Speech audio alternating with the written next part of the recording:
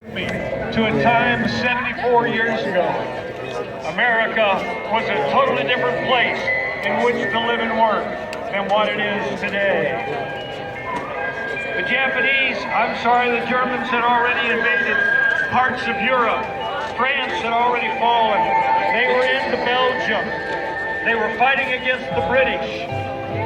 The Battle of Britain is 75 years old this year. Stella? I do. You're in the Pacific Ocean, the home of America's Western Fleet, the protectorate of the western side of America. It's a beautiful, bright, sunny Sunday morning, just like it is here at Reno. It's early in the morning, about 7:45. Young men and women, sailors, Marines, Army, Coast Guard, are all starting their day on Sunday morning. It was at 7:55. They're just preparing to raise the flag over the battleship Arizona to start their day. Some are going to church. Others are having breakfast. Some are just sleeping in on the battleship Nevada on that December the 7th morning, 1941. It's so quiet. Everybody is peaceful. But at this very moment in Washington, D.C., our Secretary of State, Cardell Hull, is meeting with Japanese Ambassador Nomura, trying to negotiate peace. Peace in the Pacific Ocean. Unbeknownst to all of us, 230 miles north lay the Akagi, Kaga, Kiryu, Soryu, Shokoku, and Shikoku, with 415 aircraft of the Imperial Japanese Combined Fleet. The time, 7:55 in the morning. The place, Pearl Harbor, and you are there. The Mitsubishi A6M0, the Nakajima B5NK, and the Ayachi D389 bomber. 432 of the aircraft flown off of the 6 aircraft carriers of the Japanese fleet, 230 miles north of Oahu. Under the command of Admiral Juichi Kagoma. Commander Minoru Genda called back at 7:45 and said to Admiral Kagoma, Tora, Tora, Tora, the code for them having completely surprised the American forces on the island of Oahu. High above, the Nakajima B5NK, the Ayachi D3A dive bomber, drops a 1,750-pound bomb. It comes down onto the foredeck of the United States battleship, the Arizona. That bomb goes through the number 2 gun emplacement into the forward magazine. That great ship exploded with such force. It took 1,177 of America's finest young men to a watery grave. They sleep there today.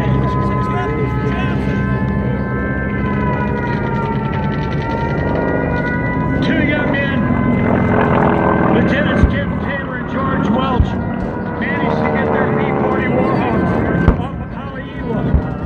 They only had 30 caliber machine guns because they were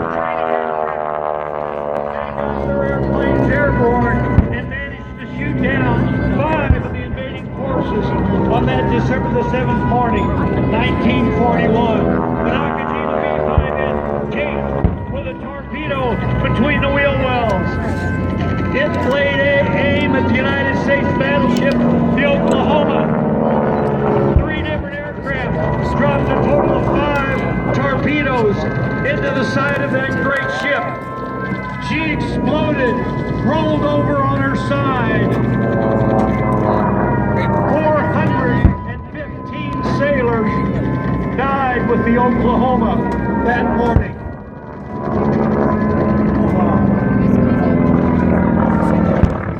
Feel the concussion.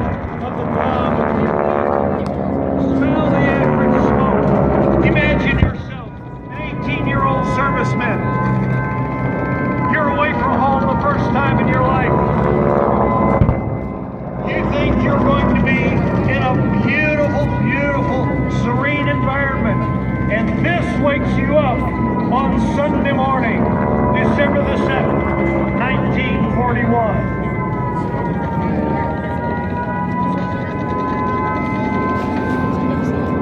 Admiral Isoroku Yamamoto, planner of the invasion, had ordered Commander Minoru Genda fully a year ahead of time to put together the attack plan that was executed so very, very well on December the 7th, 1941. But Admiral Nagomo made a grievous error. There were supposed to be 3 waves of fighter aircraft come in on Pearl Harbor. Indeed, after the second was recovered, he decided not to send the 3rd wave in. And the Imperial fleet started back towards Japan. As a result of that, America's fuel and our ship rebuilding facilities, our submarine pens, so much of the other equipment at Pearl Harbor was left undamaged. For over 2.5 hours, this carnage continued. When they finally broke it off and went back to their aircraft carrier, 2,403 Americans had died in and around Pearl Harbor on that December the 7th morning, 1941.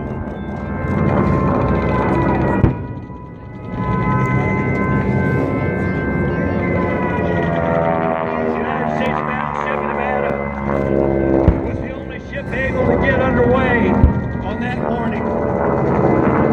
Her skipper had ordered that they keep the steam in the boilers. He got out to his ship and managed to get it headed towards the entrance to Pearl Harbor. The invading forces were all over him like bees on a honeypot. He finally had to beach that great ship on Hospital Point, just at the north end of Pearl Harbor. Listen to our President, Franklin Delano Roosevelt. 1941. A date which will live in infamy. The United States of America was suddenly and deliberately attacked by naval and air forces of the Empire of Japan.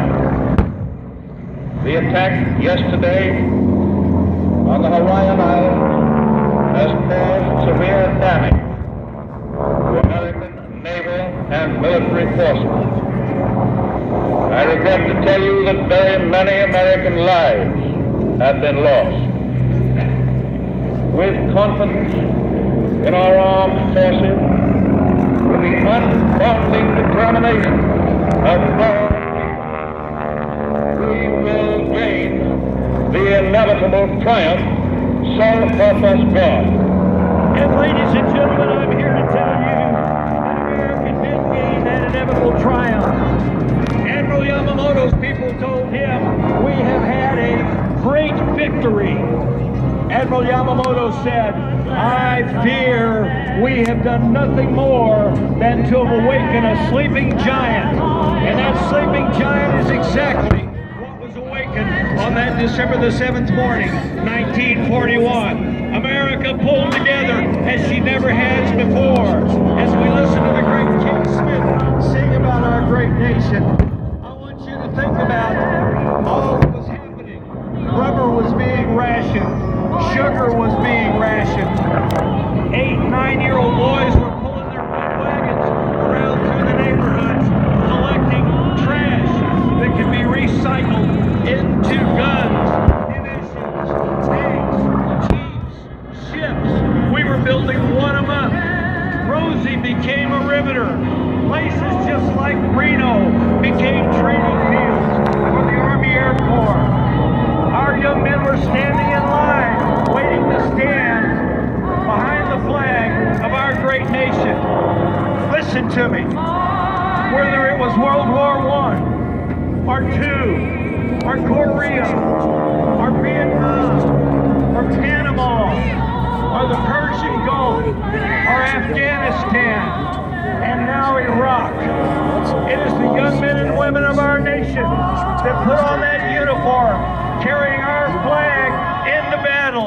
allows us to be the greatest free nation in the world. Do you believe that here, Reno?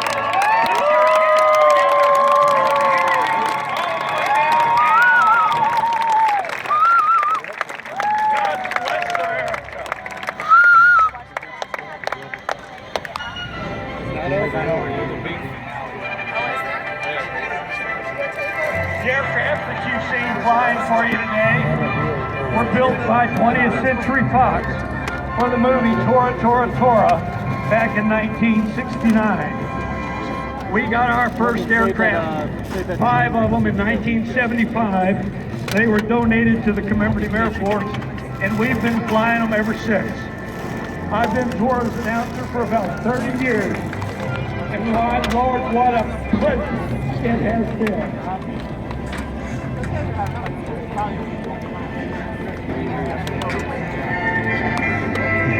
You can see the guys out there.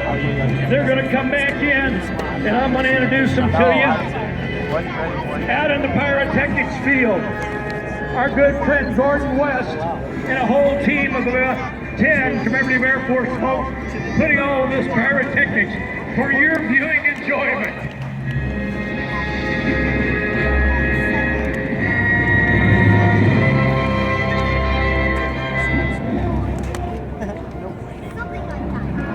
You know, ladies and gentlemen, we're in the throes of a political campaign.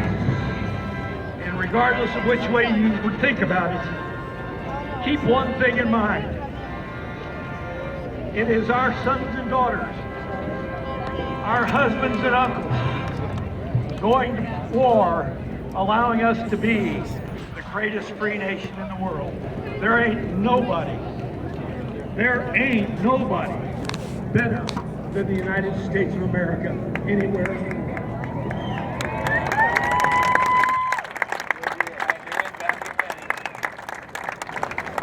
Ladies and gentlemen, from Houston, Texas, 7 of our aircraft flying for you here today. The Mitsubishi A6M0s in front and 2 Nakajima B5 NK